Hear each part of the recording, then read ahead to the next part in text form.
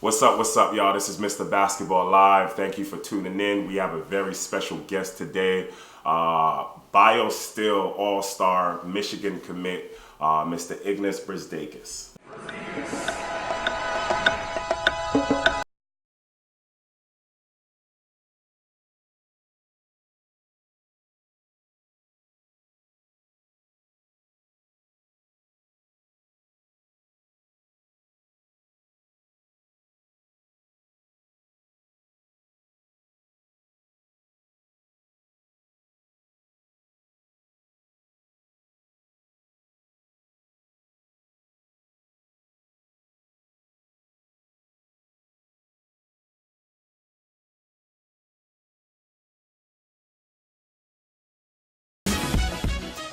How you doing, sir? Very well. All right, awesome. Thank you for joining us early this morning. I want to congratulate you. Thank Okay, you. first of all, commitment to Michigan. How does that feel? Feels great. Yeah. Getting the recruiting process done with and moving on, getting on to the next chapter just feels like a load off my shoulders. Okay, so let's dive right into it. Why Michigan? For a lot of people, I feel like the decision for what college they go to is difficult, but for me, it was kind of a clear choice with Michigan. It has everything for me. Every box I had to check with colleges, it checked right away, and I really knew after the official visit that that's where I wanted to go. The connection we built, like my family with Coach Beilein and the rest of the coaching staff, and that really made it easy. And then the academic portion of it is amazing, and the basketball itself, Big Ten conference, it's incredible, and Right. it just had everything for me. Right. Okay. So let's talk about the boxes that you said you checked. So what goes into the commitment process? Like what are the boxes? What do you look for when you're Yes, committing to a school? it's like the biggest one, probably the biggest decision of my life so far, Right. and it's not an easy decision, but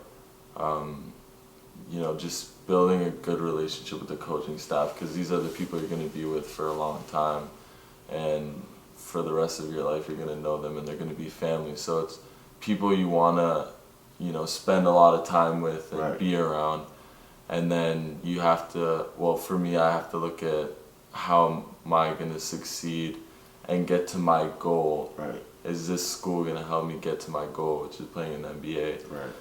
And Michigan was definitely the spot that could get me there, and Coach Beilein and the coaching staff would really help. Right.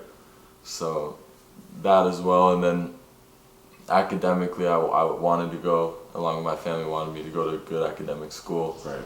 And Michigan is the top public university in North America, so that was a great plus. And also being close to home, it's only a 4-hour drive. Right. My parents can come to games and stuff, so it was just perfect fit. Okay, so let's talk about your visit to Michigan. A lot of our fans want to know, like, how does that whole visiting, like official and unofficial visiting happen? Like, so take us through that process. Yeah, it's fun. I mean, my first unofficial visit to Michigan was my grade 12 year, near the beginning of the season. It was a game against when they played Mount St. Mary's. Okay, so let me stop you there. So what's the difference between unofficial and official before we get in? So unofficial is where you have to pay for your travels and meals if you get any. Okay. They can't pay for anything, and you basically have to take care of yourself. They'll show you around the gym and Right. campus, but you're on your own in terms of what your stay is and food. But officially, they get to pay for your travel, they get to pay for your food, your hotel, and everything like that. Oh, okay. All right. That's cool. Okay. So, all right. So let's talk about it. So the official visit. So did you go unofficial or an official visit, your first one? Unofficial was my first one last year, and Okay. we basically went to the game. We looked around, the facility and the gym and the therapists and all that cool stuff, and that was a nice little introductory to Michigan. Right. And then just this past September, it was our official visit, and that was a lot more, fun, more experiences. We went to the football game. So break it down. Tell our fans, like, what do you do on an official visit? It's crazy. It's a lot of fun. Like, first of all, the food, like, is incredible. We get enough food for weeks, it feels like. But yeah, it's just great because you get to really get in depth with Michigan and understanding what the culture is. I got to spend a lot of time with the guys. Right. And that was really cool because... So the team, yeah, it was just being around the guys. I could definitely see myself playing with them and being around with them, and that was really cool. And then, we got to go to the Michigan football game, which was incredible. We got to walk down on the field, and take pictures, and that was amazing. Amazing, right? We got to put on the Michigan jersey with, the whole uniform, the shoes, everything, and that was really cool as well. What shoes? They were the newest Jordans. I don't like the 32s. Yeah, the 32s. They were nice. Okay. And then we got a scrimmage with the guys as well. Oh wow. Yeah, the coaches weren't allowed to be in the gym while we were scrimmaging. Me and other recruits, but yeah, that was a lot of fun. Did you tell those guys up or? It was good. Okay. I felt good. I fell in place with that, and yeah, it was just the whole experience, and then. Getting to talk to Coach Beilein a lot and seeing where I fit into the program, and that really solidified everything. So what does a coach say to you to convince you to come to the program? Like what, our fans really want to know, like, okay, when you're getting recruited heavily by Michigan, what is the line that kind of gets you? Like what did Coach Beilein say? Coach Beilein is like a great, honest person. It's not just him in the basketball world that I love. Like, it's off the court. I could see he's a great person. Right. And he just says, like, nothing's given, everything's earned. So he's not gonna favor anyone. Like, say I go and he's not gonna favor me to play over someone or someone else. It's whoever plays the best and whoever works the hardest is gonna get those, minutes. And that's kind of what sold me, because that's what I like to do. I like to outwork people and be competitive, and that's kind of what really got me.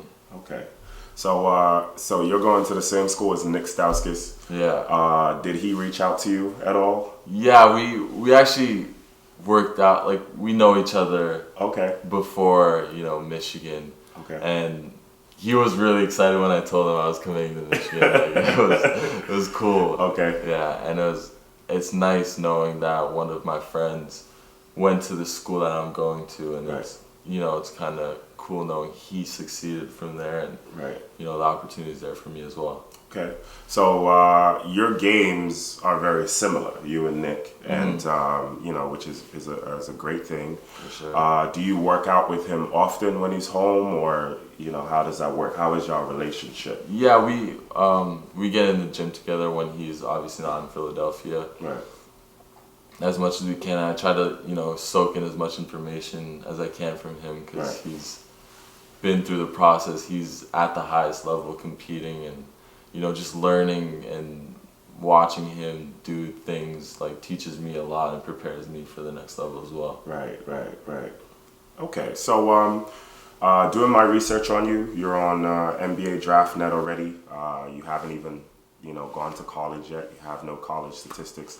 Tell me how that feels to be on NBA DraftNet already. Yeah, it feels good. It shows that I'm on the right path. I'm happy with it, but I'm never satisfied. Right.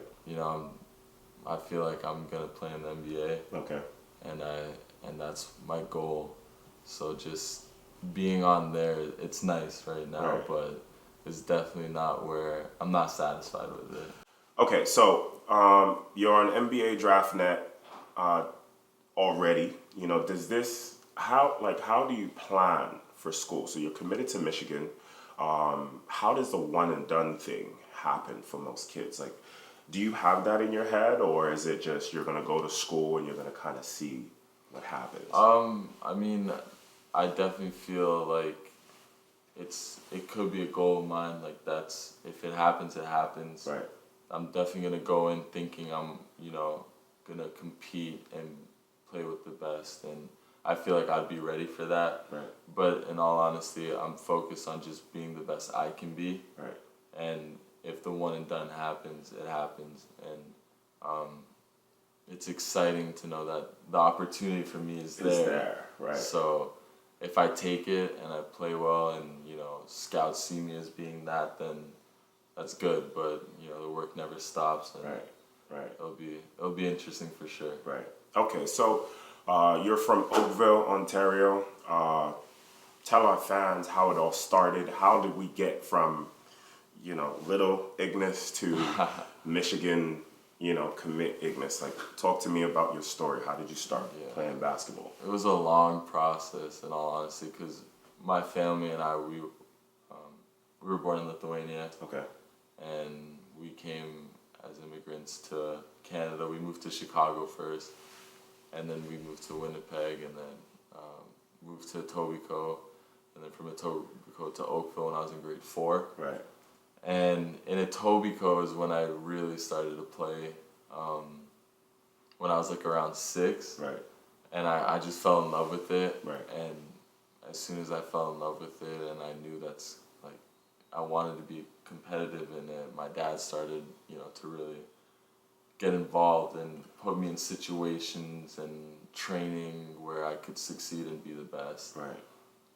But yeah, I started, like, I guess like any other Canadian kid would, starting with, you know, training and then rep teams, played for Lithuanian Athletic Club, which was probably doesn't even exist anymore. Right. But yeah, started kind of like humble beginning. Right. We didn't really know anyone. We came in and just worked, and I feel like I outworked a lot of people. Right. To get where I am, and that's why I'm in the position I am today. It's not because of any, you know, I know this guy or he helped me with this. It's just straight work. Straight work. And that's how I feel like everyone should look at it. Right. But yeah, then I joined the CIA Bounce program grade 8. Mm-hmm. And that's when I started to really like start to shine. Not necessarily shine, but I got in the loop of things. Okay. With all the top players, and that's when I still wasn't, you know, like the highly recruited ranked player. I was still on that stage, on the verge of getting there, but you know, coming grade 9, I played senior basketball at Holy Trinity, which is in Oakville, and that really helped me develop my game. I got a lot better from that. Okay. Then grade 10 is when things started to take off for me, because I became a lot more athletic. Like I was working out every day, trying to work on my jumping abilities and strength. And from grade 10, I was able to do a bunch of dunks and stuff. And then grade 10 summer, I went to I made Team Canada. Oh wow! The cadet team. Fantastic. So that's when things really progressed for me, and we went to Argentina and came in second, lost to the U.S. Okay. And then grade 11 went to Orangeville Prep, which was that also escalated. You know, I came in and I didn't know what to expect, but it ended up being really good for me. Right. I got to play a lot, and I was playing against really good players. And that was really cool. And then grade 11 summer, I played for Team Canada again, and we went to Spain. And that was a little disappointing, losing to Turkey in the quarterfinals. We were expected to do a lot better. And then from there, grade 12 is when my recruiting really took off. And you know, that was definitely a good year for me. I played really well. Okay. And yeah, from there it just kind of snowballed. Yeah. Right. So you got recruited. Talk to me about some of your offers. Tell our fans how many offers did you get and what type of schools? Yeah, I mean, I had a lot of offers. I think I had about 27. Whoa. So that was kind of cool. Right. I had a lot. I didn't really cut my list down just because I wanted to keep my recruitment open. Right. But I had, you know, Michigan, of course, Florida, Vanderbilt, Xavier, Seton Hall, SMU, Baylor, Oregon, all the, Washington as well. I had Washington. Okay. But yeah, it was good. UConn, wow. Yeah. Wow. I had a good amount of offers, so it was cool. That's a great school. UConn is like one of my favorite schools as well. So how did you take Michigan over UConn? Oh man, it was just the perfect fit. Like I said Right. before, the connection I built with Michigan it was just right. Right. Okay, so you said in the 10th grade you kind of like took it to the next level. That was kind of the year, the defining year. So how tall were you in the 10th grade? You're how tall now? 6'8"? 6'8". Okay, yeah. So how tall were you in the 10th grade? 10th grade, I want to say I was like 6'3", 4", I think. 6'4"? Around there. Okay. And what position were you playing in the 10th grade at 6'3", 6'4"? Still shooting guard. Okay. Yeah, I was around that height, 6'4" probably, and I wasn't as athletically gifted growing up as other kids, so I had to use a lot more skills, right, and different movements to help to make me succeed on the court, right, like shooting and then dribbling and all that, right, all that good stuff. Right. So. Okay, so tell our audience, what do you do every day? What is your training regimen like every day? If they wanted to be the next Ignas and they're putting together a plan of how to train every single day, what do you do? Yeah, I mean, I feel like you could do a lot of different things and it'll all work. I feel like it's what you believe in. Like if you're doing something, you have to believe in what you're doing, and that's what's gonna help you. Okay. But for me in Orangeville, I really focus and work, and I get up before school, get up shots, get a workout in with the coach. Then I have a lifting class during school, and then after school I have another workout with another coach for about another hour, and then we have like a 2-hour practice. Wow. So you're going like 4 times a day. Yeah, I mean I try to work as much as I can, but now that like I'm at this age, I can hold that load. Like I'm strong enough to do all of that. Right. Obviously when I was younger I couldn't do that much. But right.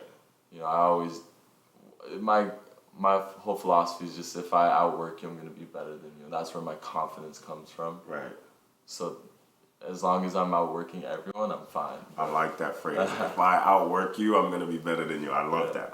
Okay, so you train pretty much 4 times a day. Is that every day, or is that just Monday to Friday? It's Monday to Friday, because then on weekends when we don't have games, I gotta come home and relax and spend some time with my family. And, Okay, so there's a lot of confusion, especially in Ontario. Americans that want to come up to Canada, they don't know the difference between Orangeville and Athlete Institute. What is it? The same thing? What is the difference? Yeah, I mean, I get that question a lot because no one really knows. But it's honestly similar. It's just basically 2 different teams. Okay. So 2 different coaching staffs as well. Okay. So if Orangeville Prep is recruiting you, chances are Athletes Institute will not, because they're 2 different, Okay. So is one better than the other, or? I like to think Orangeville Prep is, because I'm on that team. So. Okay. But yeah, I mean, we're usually competitive.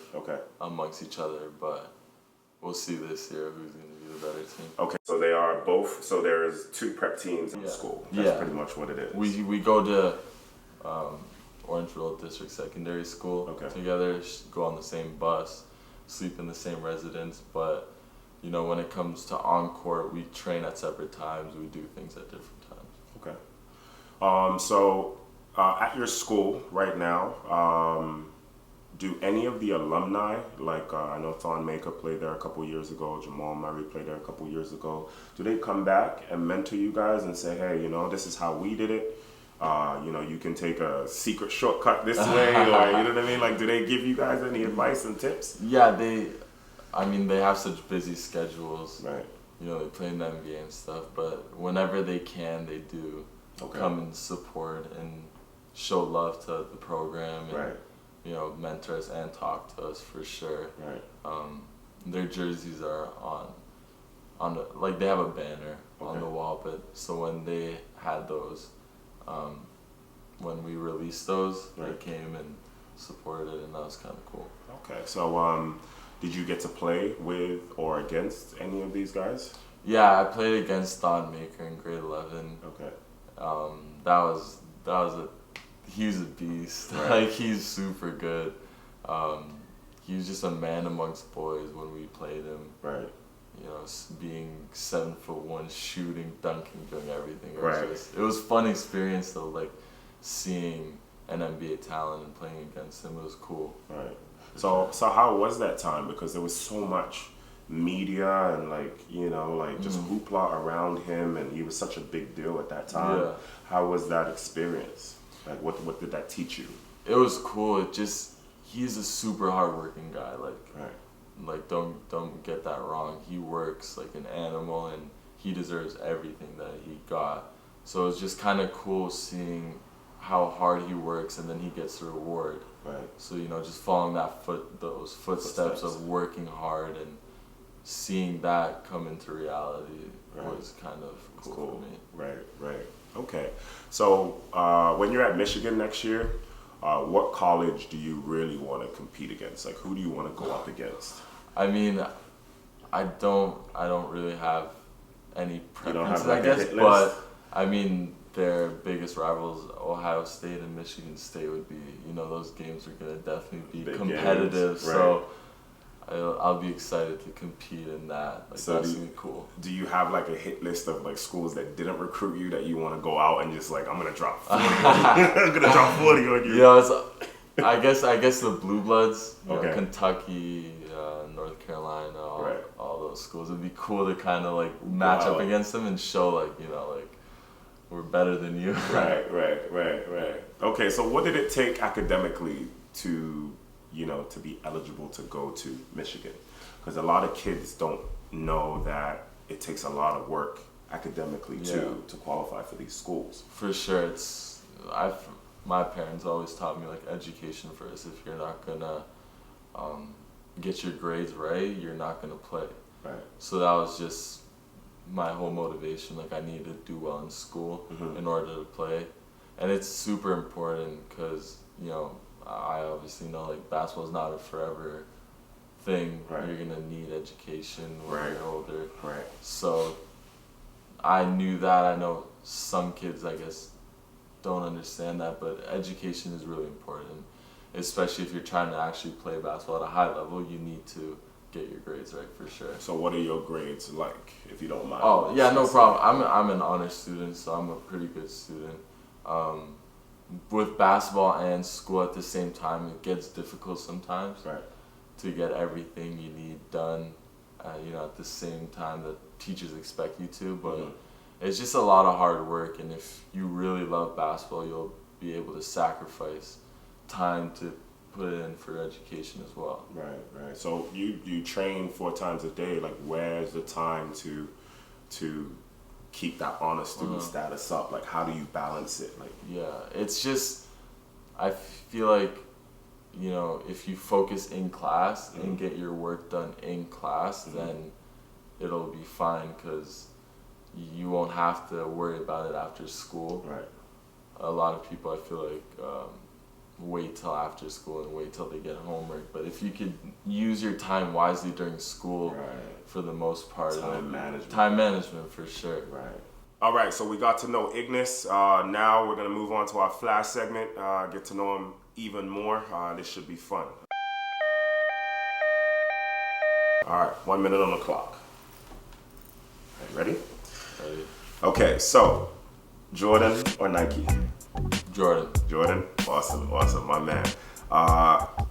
Kyrie or Westbrook? Kyrie over Westbrook? For sure. I love Kyrie. Oh man, okay. John Wall or Damian Lillard? Oh, that's tough. I gotta go with Damian Lillard. Dame over John Wall. Okay, all right. Jamal Murray or Nik Stauskas? I gotta go with my man, Nik Stauskas. Nik Stauskas over Jamal? Gotta go with him. That's your dude? Okay. That's my dude. All right. Rookie of the year this year, Ben Simmons or Lonzo Ball? Lonzo Ball. Lonzo I Ball? think he's got it. Okay, Hassan Whiteside or DeAndre Jordan? Hassan Whiteside. Hassan Whiteside? Okay, who would you build a franchise with today? Giannis Antetokounmpo or Paul George? That's tough. Probably Giannis. Giannis? Because he's younger and, you know. Over Paul George. Yeah, but Paul George is proving. Yeah, I know. He just has more time, I think, Giannis. Okay, fair enough. All right. Who's the better player? Kawhi Leonard or James Harden? James Harden. James Harden over Kawhi Leonard. Okay, stop the clock. Stop the clock. Okay, why James Harden? He's my favorite basketball player in the NBA, and he's left-handed like me. Okay. And he has this awkward style kind of game with his Euro steps and movements, and I kind of try to mimic that. Okay. And he's the guy I look up to in the NBA that I feel like, you know, I could play similar, like. Right.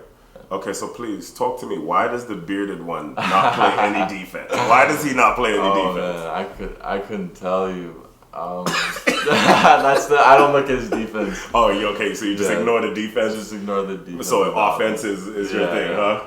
That's it. All right, fantastic, fantastic. Well, that's it. Our flash segment is done. I want to say thank you so much to Ignas. Very humble young man, set up for success. Very excited to have him on the show. Please check him out. Follow him on Instagram down here.